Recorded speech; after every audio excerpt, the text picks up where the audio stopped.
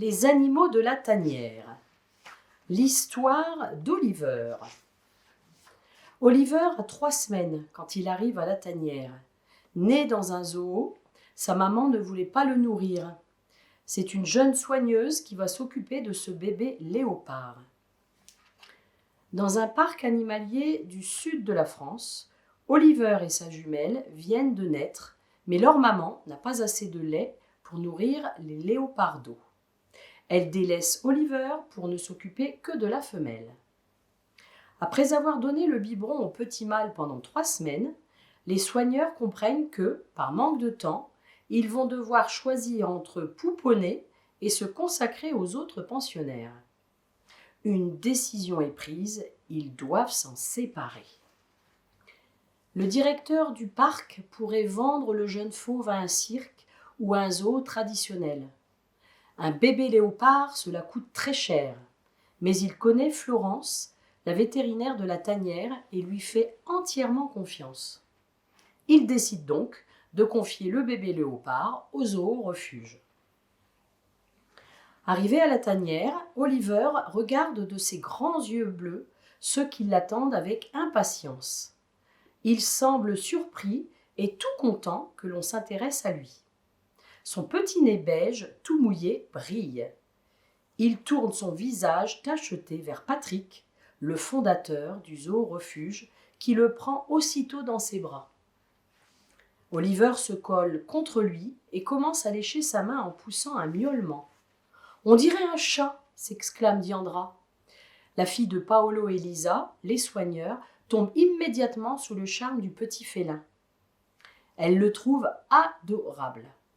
« Mais comment faire pour qu'il grandisse correctement sans sa maman ?» demande-t-elle. « Il faut lui donner un biberon de lait toutes les 3 heures, soit 6 à 7 repas par jour.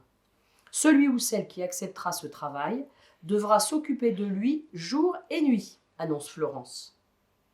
Sans hésiter, Diandra lève la main. « Moi, je le ferai !» Le personnel du zoo refuge observe la jeune fille en silence.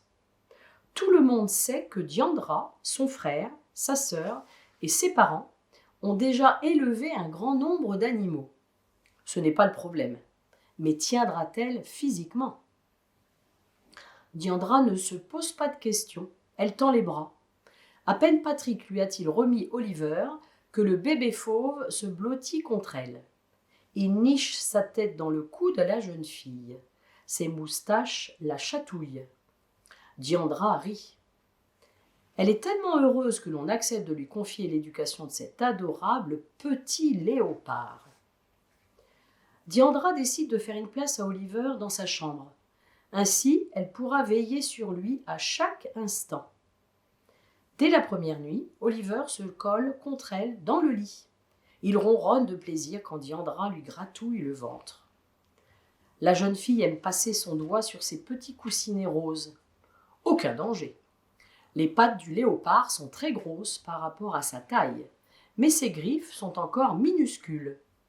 Et puis elles sont rétractiles. Devant cette drôle de scène, les parents de Diandra sourient.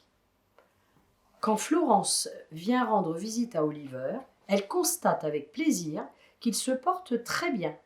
Elle félicite Diandra, qui n'oublie jamais de se réveiller pour le nourrir. Pour Oliver, la jeune fille est comme sa mère. Il fourre son museau dans son cou, la lèche et pose sa patte velue sur son visage comme pour la caresser. Et surtout, il a toujours envie de jouer avec elle et avec tous les jouets qu'elle lui apporte. Francine, la directrice de zoo refuge, lui offre un ours en poil d'alpaga qu'Oliver adopte aussitôt. Ce que les félins aiment par-dessus tout, c'est faire leurs dents et leurs griffes. Jusqu'à présent, les gestes d'Oliver étaient sans danger. On aurait dit qu'il massait et mordillait tout ce qu'il touchait. Mais le bébé léopard a maintenant 3 mois. Ses griffes ont poussé et sa mâchoire est devenue plus puissante. Et comme il rêve parfois la nuit et bouge en dormant, il peut blesser Diandra sans le vouloir. Un matin, elle arrive au petit déjeuner. Un matin, elle arrive au petit déjeuner, le visage griffé. Il est temps d'agir. Ses parents lui expliquent qu'elle ne doit plus laisser Oliver monter dans son lit. Surtout que tu peux arrêter de lui donner le biberon. Oliver est en âge de manger de la viande maintenant, précise Florence. Diandra accepte à contre-cœur. On lui promet alors qu'Oliver ne dormira pas loin, dans une caisse à côté d'elle. Désormais, elle va le nourrir avec du jambon et du steak haché. Peu de temps après, Oliver commence à perdre du poids. La vétérinaire ne s'inquiète pas. Sans doute est-ce dû au changement de nourriture. Cela arrive parfois lors du sevrage. Oliver va prendre ses marques et tout va rentrer dans l'ordre.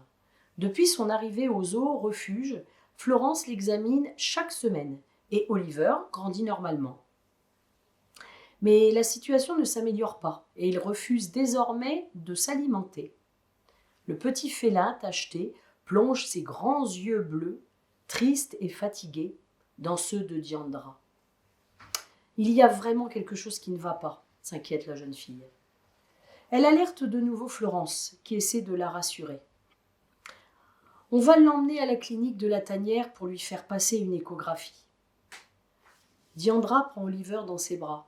Elle sent son museau mouillé et chaud contre sa peau, et son petit cœur qui bat.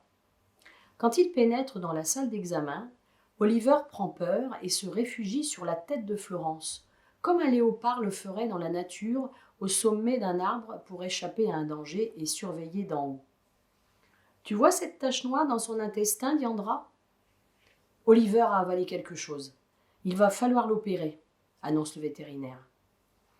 Florence refuse de le faire elle-même. C'est une opération très délicate. Elle est trop attachée au petit félin et craint de perdre ses moyens. Mais ne t'inquiète pas, je vais demander à un collègue dans une clinique.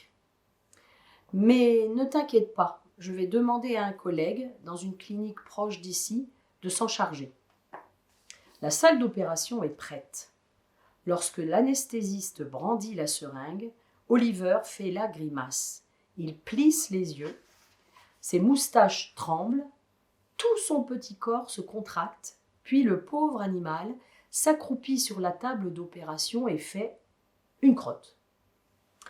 Oliver vient d'expulser le morceau de jouet qu'il avait avalé. Le voilà sauvé. Oliver grandit vite. Diandra et lui passent de longs moments ensemble.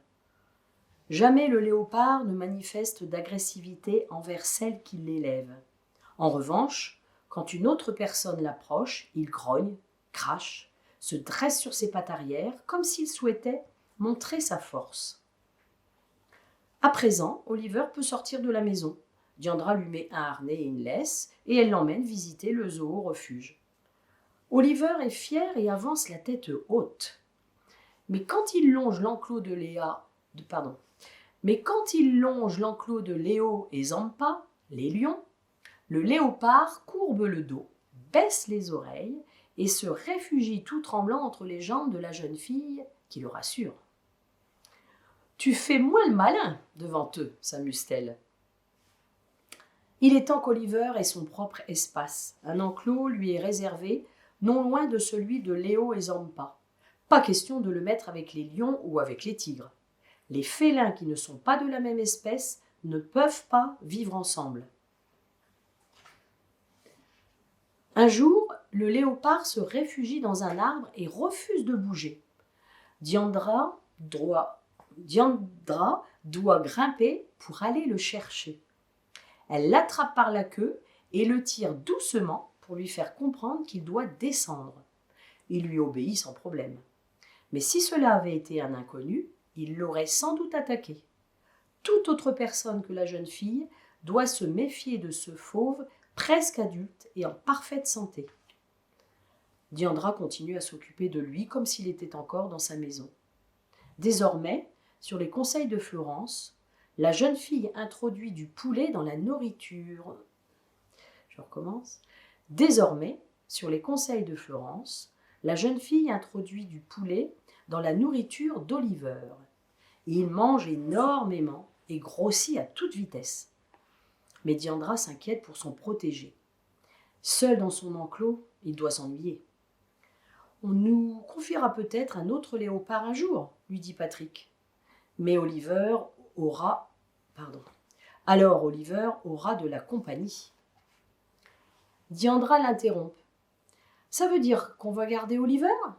Patrick, Francine, Florence, Paolo et Lisa se regardent d'un air complice, en souriant. C'est quand même un peu toi, ça, maman, non ? Diandra joint ses mains devant sa bouche. Ses yeux se remplissent de larmes, puis elle laisse éclater sa joie.